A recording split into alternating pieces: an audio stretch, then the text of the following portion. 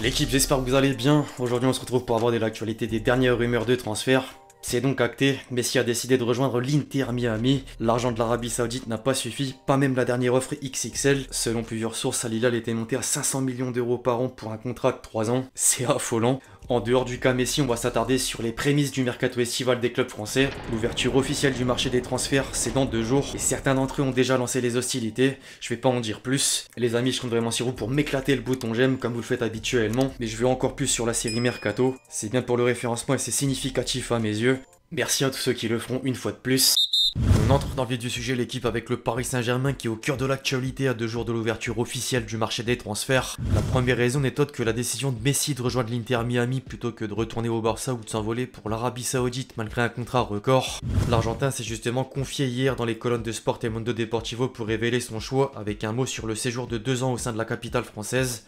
Je cite, « Je reviens pas au Barça, je vais à l'Inter Miami. Je veux vivre le foot d'une autre manière après avoir remporté le mondial et l'impossibilité de revenir à Barcelone. Si c'était une question d'argent, je serais allé en Arabie Saoudite ou ailleurs. Ma décision n'est pas liée à l'argent. J'avais des offres en Europe, mais la seule équipe que je voulais, c'était le Barça. Aujourd'hui, le club n'était pas en mesure de m'affirmer à 100% que je pouvais revenir et c'est compréhensible au vu de la situation qu'il traverse. J'ai entendu dire qu'il devait vendre des joueurs ou baisser le salaire des joueurs et je ne voulais pas de ça, ni attendre de voir ce qui allait se passer et de ne pas avoir mon avenir entre les mains. J'espère vraiment être en mesure de revenir à Barcelone un jour. Je sais pas comment, mais c'est le club que j'aime. J'ai des sensations mitigées sur ces 2 années. La première a été très difficile pour plusieurs raisons. La deuxième saison, je me suis senti très bien les 6 premiers mois, très à l'aise au club, dans la ville, en famille. Au milieu, il y a eu le mondial et ça a un peu touché toutes les équipes. Ça a scindé la saison et je pense que ça a conditionné la suite. J'espérais terminer d'une autre manière, mais c'est derrière moi maintenant.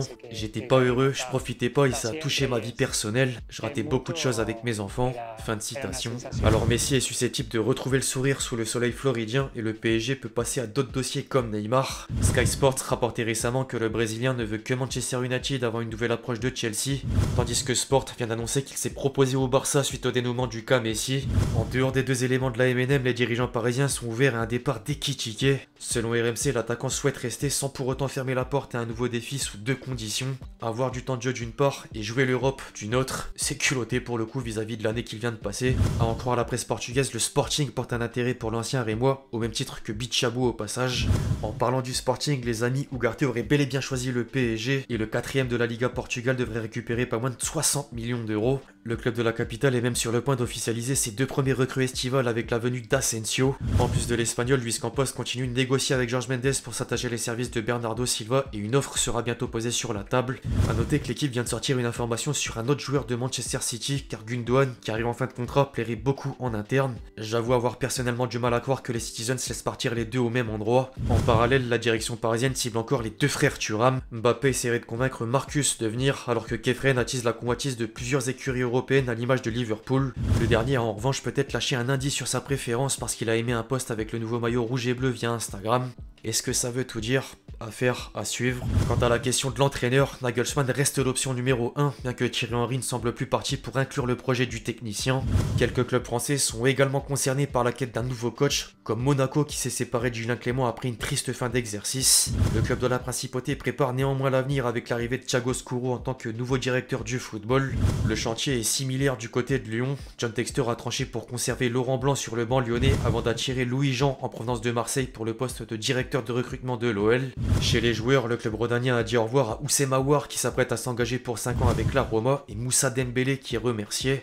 À Marseille, ensuite, Longoria est sur tous les fronts. Le président olympien cherche d'abord à trouver le successeur d'Igor Tudor et quelques noms circulent à l'image de Christophe Galtier ou encore Fonseca, mais Gallardo figure dans le haut de la liste. La rumeur d'un rachat par l'Arabie Saoudite n'enlève en rien la situation actuelle de l'OM qui doit faire attention aux dépenses et une entrée d'argent fait toujours plaisir. La direction marseillaise vient de récupérer 8 millions d'euros grâce à une clause dans le contrat de Suarez et suite au maintien d'Almeria en Liga. Le club phocéen travaille dans le même temps sur les contours de l'effectif pour la saison prochaine. Longoria voudrait mettre la main sur Pape Matar Sarr pour renforcer l'entrejeu et espère obtenir un prêt. En parlant de Marseille, des nouvelles de Florian Thauvin. L'ancien Marseillais discute avec Montpellier pour un retour en Ligue 1 après une escale à l'Udinez. L'un des clubs français les plus propices aux sollicitations durant l'été, c'est bien mon Lens. Le dauphin du Paris Saint-Germain a d'ailleurs déjà reçu une proposition de Leipzig pour Openda. Le Belge aurait un accord avec le club allemand sur les termes d'un contrat, sauf que le Racing attend bien plus que 30 millions d'euros pour le laisser partir. Dans le secteur défensif, ensuite, Danso est courtisé par de nombreux clubs italiens dont Naples ou encore l'AC Milan, tandis que Bourra a rejoint 3 relégués en Ligue 2. Concernant les velléités d'arrivée, les dirigeants lensois sont entrés dans la course pour Orban aux côtés du voisin lillois. En parallèle, Lens continue de faire du lance avec un regard sur les talents de division inférieure. Les recruteurs sans et hors ciblent El Enaoui qui a réalisé une bonne saison malgré la descente de Nancy en National 2. Une qualification européenne nécessite toujours des renforts et Rennes n'acceptera pas la règle. Les Bretons devraient bientôt recruter Enzo Lefebvre qui a choisi de rester en France. Le Stade Rennais vise également Orkun Koksu même s'il y a une forte concurrence. Toulouse et Clermont n'ont à leur tour pas attendu le 10 juin à minuit pour lancer les hostilités avec les arrivées respectives de Gelabert et Boutoba. En Angleterre, désormais Liverpool vient d'officialiser le premier gros transfert du mercato estival avec l'arrivée de McAllister contre un montant de 40 millions d'euros. Les Reds veulent vite oublier la dernière saison ratée et comptent dégainer d'autres offres pour arracher d'autres milieux de terrain. En plus de Kefren, le club anglais garde un œil sur Manu Koné. Du côté de Manchester United, l'objectif est de faciliter le départ de Maguire au point de payer plus de 11 millions d'euros pour combler le manque à gagner du joueur s'il rejoignait un nouveau club. La direction mancunienne coche d'ailleurs 2 noms pour épauler Varane, Kim Min-jae qui est la priorité depuis quelques mois et Disasi qui fait office de plan B. Les Red Devils ont même déjà rencontré l'entourage du français pour connaître sa position. En parallèle, Manchester United devrait enrôler Mason Mount avec qui un accord est dans les tuyaux. Tottenham a enfin nommé un nouvel entraîneur après l'éviction d'Antonio Conte et l'intérimaire. Les Spurs ont voulu travailler avec Postecoglou au moment d'entamer une année sans compétition européenne. Par contre, la question est maintenant de savoir si Harry Kane va rester ou faire ses valises. Le Real Madrid serait intéressé à l'idée de le placer à la pointe de son attaque pour remplacer Benzema. Quotidien madrilène comme tabloïd anglais ont enchaîné les unes avec le buteur au premier plan et une somme de 80 millions d'euros suffirait à convaincre Tottenham. La Maison Blanche est d'ailleurs partie pour une révolution puisqu'en plus du 9, Hazard et Diaz ont quitté le club espagnol alors qu'une génération de joueurs approche gentiment de la fin. C'est d'ailleurs la raison pour laquelle le club merengue a proposé un peu plus de 100 millions d'euros à Dortmund pour enrôler Bellingham. Le BVB a écrit un communiqué pour expliquer que tous les partis se sont entendus et l'officialisation est imminente. En défense, le nom d'Alphonso Davies a émergé et une bataille avec le Barça a démarré pour Cancelo. Alors le club catalan a manqué le coche avec le retour de Messi mais prépare le terrain avec l'arrivée libre d'Inigo Martinez. En parlant d'agents libres, les amis, les deux géants de la Bundesliga ont chacun annoncé un transfert gratuit notable. Dortmund a mis la main sur Ben Sebaini et le Bayern s'est procuré Guerrero avant d'officialiser Konrad Leimer.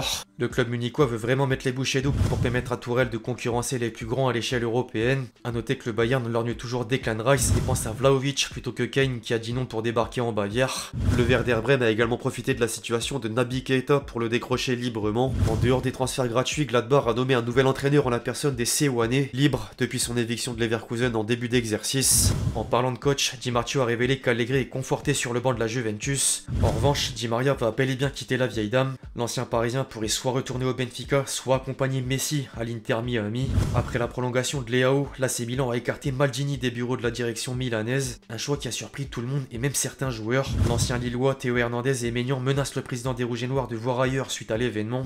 Enfin les amis, un mot sur le nouvel Eldorado des pré-retraités en fin de carrière. Benzema a suivi les traces de Ronaldo en Arabie Saoudite pour rejoindre Al Ittihad et les deux coéquipiers d'une époque au Real Madrid ne vont pas être les seuls. N'Golo Kanté s'apprête à signer chez le champion de Saudi Pro League aux côtés du 9, pendant que d'autres grands noms sont liés au pays du Moyen-Orient. Parmi les derniers en date, il y a Heung-min Son et Riyad Mahrez. A noter que le gouvernement saoudien a alloué un budget de 20 milliards d'euros pour son championnat, alors que la privatisation des clubs sportifs est à présent possible. Bref, l'équipe c'est tout pour cette vidéo sur l'actualité des dernières rumeurs de transfert et quelques officialisations. J'espère que vous l'avez kiffé, je compte sur vous si c'est le cas pour lâcher votre meilleur j'aime. N'hésitez pas à me donner votre avis sur tout ce qu'on a pu aborder aujourd'hui. Puis d'ici là, on se retrouve très vite sur la chaîne pour de nouvelles vidéos, c'était Lexti. Ciao.